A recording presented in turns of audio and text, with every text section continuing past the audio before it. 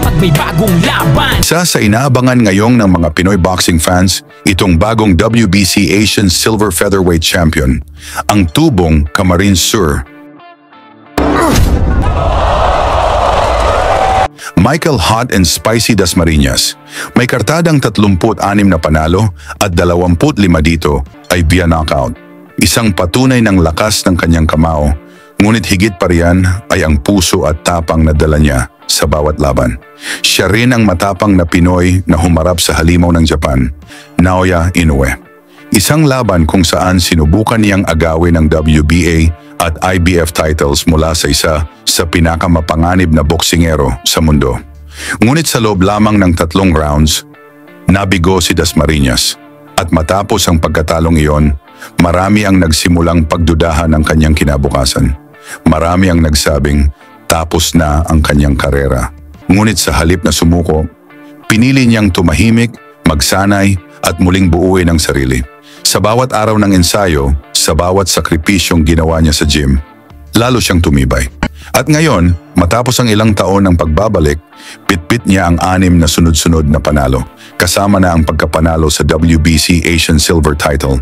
Isang patunay na hindi pa tapos ang laban para kay Dasmariñas. Ngayong Hulyo 25, 2025, isang bagong hamon ang kanyang haharapin. Sa The Tabernacle, Atlanta, lalaban siya para sa WBO International Featherweight title. Ang kanyang makakalaban, isang knockout artist mula Amerika, Elijah Pierce, na may record na 20 panalo, 16 na knockouts at 2 talo. Isang mapanganib na kalaban. Isang boksingerong nakapagpatulog na sa 2 kilalang Pilipino, King Arthur Villanueva at Mike Plania.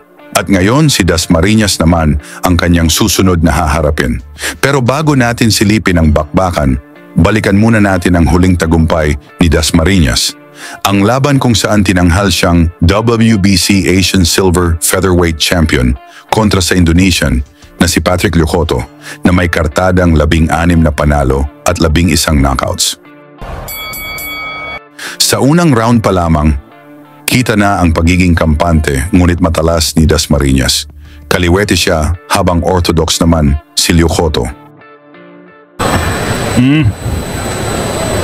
Amo yung nakikita mo rin. Oh, nice body shot by Dasmariñas.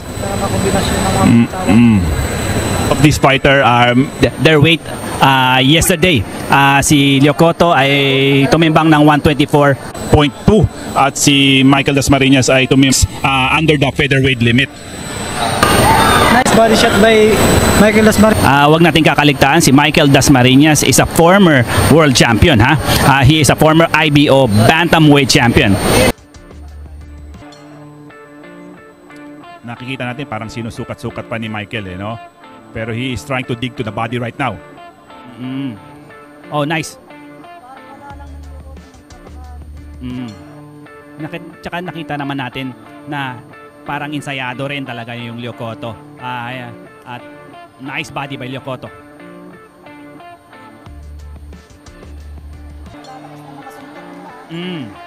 Tsaka nasabi sa akin ni Michael Dasmariñas, Medyo komportable daw siya sa featherweight ngayon. Oh.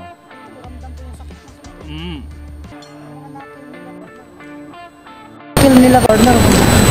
Imagine mo. boys dito sa Pilipinas.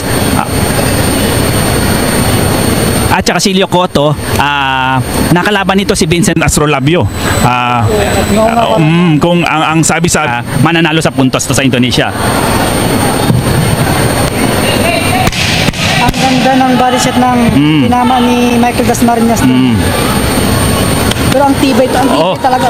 Pumasok din yung lepa hook ng Llyocoto. What a round. understanding with each other. So far established the job and he's trying to establish those body shots. Tawa ni Llyocoto. Oo. Ang bilis din siya Should I say, talagang well-conditioned yung Llyocoto. Straight ng Llyocoto. Follow by a body shot. Alam mo partner, may nakikita ko medyo may konting gigil kay Dasmariñas, no? He is in right now in his hometown. Kaya medyo parang may konting Gigil at sabi natin hindi naman mawawala yung pressure. yes. Mag-iiba yan yung laro, yung galaw. Mag-iiba itong Llyocoto partner. Tsaka meron ding punto doon na Lucky Boy na you're coming from 122, madadala mo ba yung power mo sa 126? Maraming mga ganon, may mga ganong tanong-tanong sa bawat mo ba yung power mo sa 126? Maraming mga ganon, may mga ganong tanong-tanong sa bawat boksingero pag umakit ng timbang eh. Parang may iba talaga yung ano mo ng kondisyon mo na bigla kang tumaas. Yes. Sa kalagitnaan ng laban, nabasa ni Dasmariñas ang depensa ng kalaban at doon niya pinuntirya ang bodega. Ang lalakas nun. Body punches by Michael Dasmariñas. Mga kombinasyon, body, head. Lyocoto misses on that body shot. Gusto rin niyang dukutin ang mga katawan ni Dasmariñas. Oh, nice 1-2 by Lyocoto. Oh. Oh.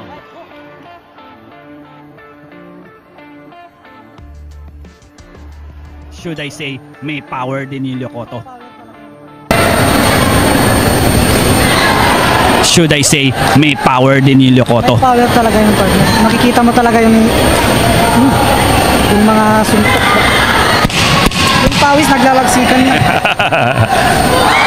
Nice left by Michael.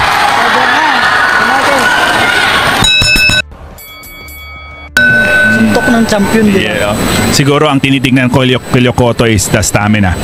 Tingin ko may pag-asa siya. Pero medyo delikado siya kay Dasmariñas. Oo, kasi para sila kasi may yung job ni Michael Dasmariñas.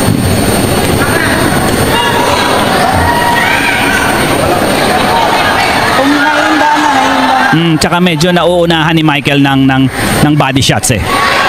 Baka ito na siguro yung round na gusto nila tapusin. Oo, baka lang. Oo. Pero matibay. Matibay itong Lyocoto. Oh, nice body by Michael.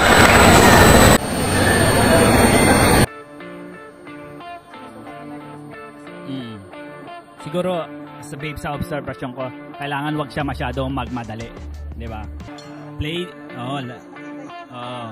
Tsaka tinamaan din siya kanina ng multiple combination ni Lyocoto. So kailangan mag-ingat din siya. Oh, kagaya nun, 1-2 combination by Lyocoto. Ng multiple combination ni Lyocoto. So kailangan mag-ingat din siya. Oh, kagaya nun, 1-2 combination by Lyocoto.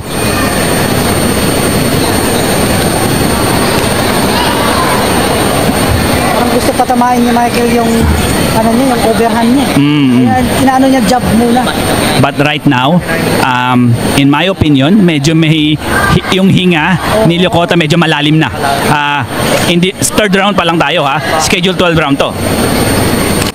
Sa stamina tayo. Yes. And Michael continues to dig to the body.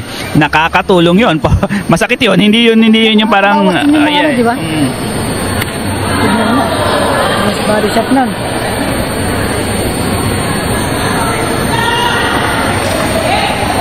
Parang nauubusan na. Yes, partner. Tama yung observation mo doon. Tama. Pero bumabato pa rin siya ng suntok. Partner, tama yung observation mo doon. Tama. Pero bumabato pa rin siya ng suntok. Again, Dasmariñas is digging the body of Lyocoto. Parang inda na. Yes. As a back.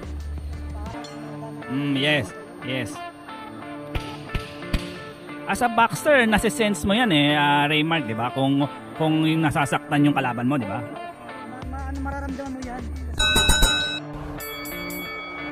Hanggang sa dumating ang round 4, sunod-sunod na suntok sa katawan at mukha ang binitiwan ni Dasmariñas hanggang sa tuluyang bumagsak si Lyocoto. Artistahin to si Raymark, Lucky Boy Alicaba. So mabalik na tayo sa ating championship fight between Michael Dasmariñas and Patrick Lyocoto of Indonesia. Sinusukat ulit ni Michael. Ano mo yung mga upper ni Michael Dasmariñas, no? Pero hindi pumapasok yung iba. The body is trying, is not. The body is trying, is not, ayan na. Michael Dasmariñas is trying to boulderize and punish the body of Patrick Lyocoto right now. Yeah! Down! ng hook at saka body shot. Pasok yun. Tignan natin kung mabangon pa ba ito. Panalo si Dasmariñas via technical knockout at mula roon, muling nabuhay ang kanyang pangalan. At ngayon, ang tanong, sa harap ng isang knockout artist na si Elijah Pierce na handang sirain ang kanyang pagbabalik, may sapat bang armas si Dasmariñas para pabagsakin ang isa sa pinakamapanganib na boksingero sa kanyang dibisyon? Abangan natin. At sa inyo, ano sa tingin ninyo ang magiging resulta ng laban? Sino kaya ang babagsak? I-komento nyo sa ibaba at huwag kalimutang suportahan ang ating video.